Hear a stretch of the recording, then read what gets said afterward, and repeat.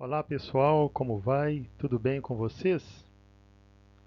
Hoje nós iniciamos o PET Volume 3 e na primeira semana nós vamos trabalhar o seguinte tema: o Estado como promotor da vontade geral. E esse tema a partir do pensador Jean-Jacques Rousseau, que nasceu em 1712 e morreu em 1778. Vamos conhecer um pouquinho mais sobre Rousseau, a sua biografia. Rousseau nasceu em Genebra, na Suíça, e filho de relojoeiro de poucas posses. Em 1742 foi para Paris, onde fervilhavam as ideias iluministas. É interessante que nesse período ele recebeu um prêmio em Dijon por responder negativamente ao tema proposto. E qual tema que era esse? O restabelecimento das ciências e das artes terá contribuído para aprimorar os costumes? E isso porque Rousseau ele não via com otimismo o desenvolvimento da técnica e do progresso, que era o otimismo presente nos pensadores iluministas. Ele foi considerado como precursor do romantismo, valorizava o sentimento, e por fim, as suas principais ideias políticas estão nas seguintes obras: Discurso sobre a origem e os fundamentos da desigualdade entre os homens e do contrato social. Então, algumas questões iniciais aqui para provocar o nosso pensamento, questões essas também que estão lá no finalzinho do PET, que nós vamos trabalhá-las neste conteúdo. Então, a primeira delas: qual a tese defendida por Rousseau a fim de que o homem viva conforme a sua natureza boa, livre e feliz? A segunda: como Rousseau descreve o Estado?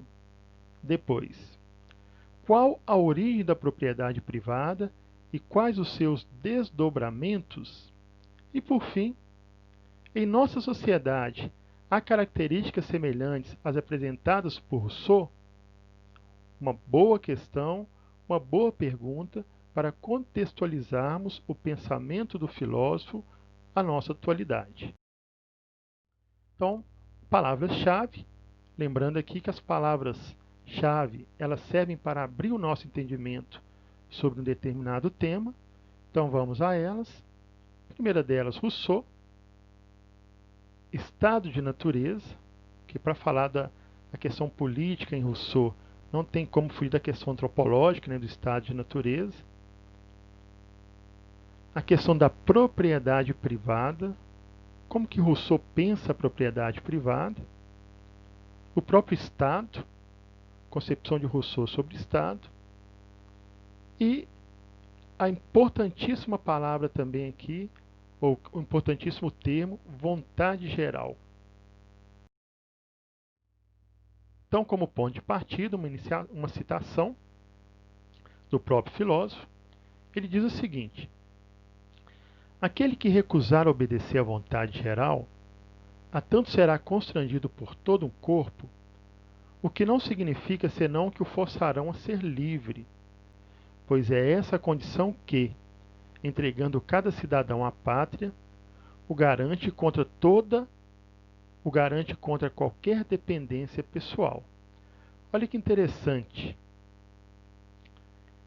A pessoa que desobedecer à vontade geral, ela será forçada a ser livre. Agora, por que isso? Forçada a ser livre, obedecer à vontade geral. Então vamos continuando. Então a teoria de Rousseau, aqui claro que de modo bem breve e objetivo, a tese defendida por Rousseau é a seguinte: para ele, o estado natural é entendido como fonte da liberdade e da igualdade, sendo essencialmente bom. Rousseau identifica o estado de natureza como com a idade do ouro, quando os homens eram todos iguais entre si, vivendo em paz e harmonia. Qual o objetivo de Rousseau? Encontrar as formas de organizar os indivíduos socialmente, de modo que sejam preservados seus direitos e características naturais. Na concepção de Rousseau, o homem é bom por natureza e é a sociedade que o corrompe. aqui entra uma questão interessante. Ao mesmo tempo que Rousseau ele entende a necessidade da construção de um Estado a partir de um pacto social, mas ele entende também que o estado de natureza ele é bom. É o estado onde o homem vivia em paz e harmonia e gozava de seus direitos naturais, dentre eles a liberdade. Então Rousseau ele tem como objetivo, quer dizer, a partir desse contrato social, desse pacto entre os indivíduos, construir um Estado que dê às pessoas as garantias necessárias, além de garantir, de proteger os seus direitos naturais. Isso é importantíssimo. Vamos continuando.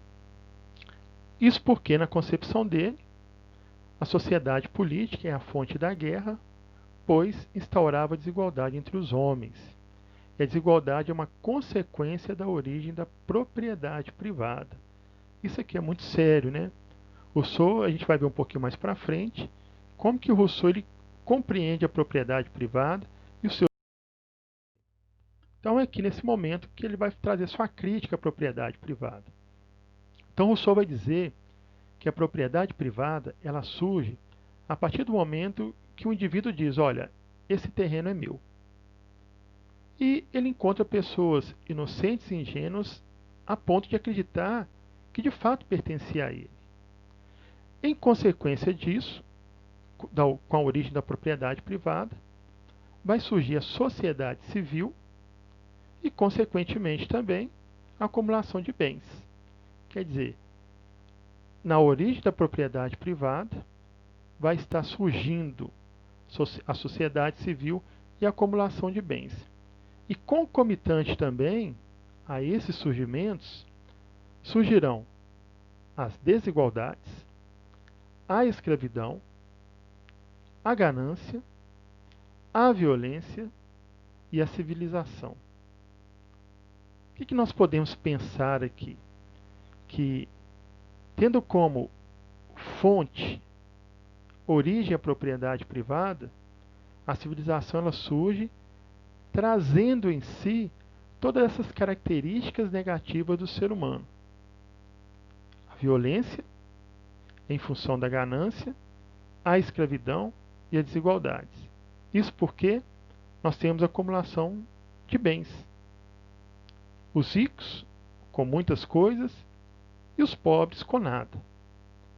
Consequentemente, Rousseau vai dizer que o contrato social nada mais é do que a ação dos ricos coagindo os pobres. Então é a crítica que ele vai fazer à questão da propriedade privada. Então qual que é a proposta que Rousseau traz? O que ele apresenta então? Já que ele faz uma crítica muito forte a Hobbes, porque Hobbes ele vai falar sobre a questão do Estado, um Estado forte, um Estado soberano, onde os indivíduos, a partir de um contrato social, eles dão ao Estado seus direitos naturais, a liberdade, a igualdade, para que o Estado possa dar a eles a garantia de sobrevivência, os protegerem da violência. Mas Rousseau diz que não. Quer dizer, o Estado ele tem que se organizar, mas não pode usurpar os direitos naturais dos seus indivíduos. Então, qual que é a proposta dele? O Estado poderia ser organizado de forma a preservar os direitos naturais e a igualdade entre os indivíduos. Depois, para que possa ser garantida a igualdade, sem alienar a liberdade humana, quer dizer, sem usurpar a liberdade humana, o pacto social deve abranger a todos os indivíduos. Ninguém pode ficar de fora. Depois, o conjunto de indivíduos não abdica de sua liberdade em nome de um único indivíduo soberano, uma crítica a Hobbes novamente, mas fica submetido ao controle de um indivíduo coletivo, formado pela união de todos os que pactuam ao firmar o contrato social. Quer dizer, é um indivíduo coletivo, que ele vai dizer que aí origina-se o corpo social ou o Estado. Quer dizer, o indivíduo ele não vai estar submetido a um indivíduo soberano, mas ele vai estar submetido ao controle do indivíduo coletivo. Tá?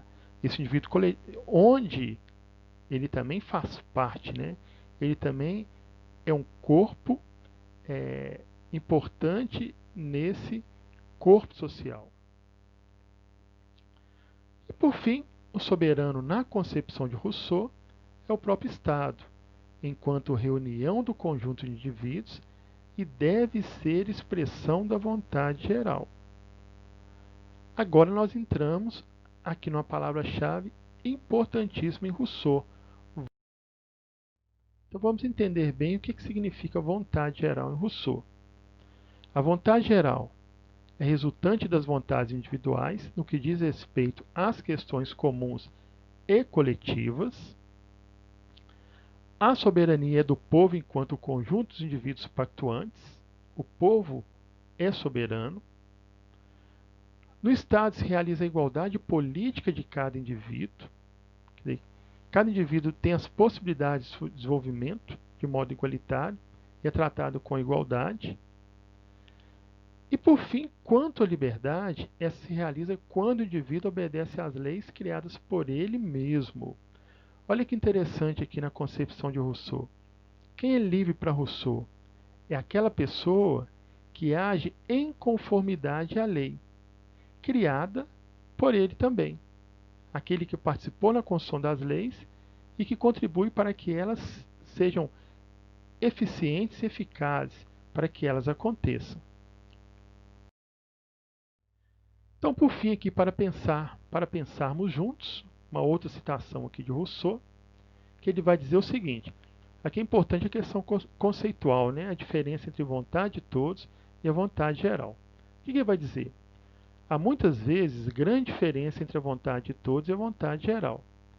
Essa tem em mira somente o interesse comum, a vontade geral, esta. A outra, que é a vontade de todos, tem em mira o interesse privado, e não é mais do que uma soma de vontades particulares. Mas se dessas mesmas vontades forem retiradas as que em maior ou menor grau se anulam reciprocamente, resta, como soma das diferenças, a vontade geral. Então aqui Rousseau vai falar que a vontade geral ela visa somente o interesse comum, o bem coletivo, o corpo social. Já a vontade de todos já visa o interesse particular, o interesse privado. Aqui nós podemos pensar, né? Será que no nosso estado atual, qual desses dois conceitos eles podem nos ajudar a entender melhor o funcionamento do Estado brasileiro atual? Vontade de todos ou vontade geral? Então deixa aí para vocês pensarem para a nossa próxima aula. Aqui as nossas referências bibliográficas. A aula de hoje está lá no PET volume 3, das páginas 104 a 106. No mais, um grande abraço para vocês, cuidem-se e até a próxima.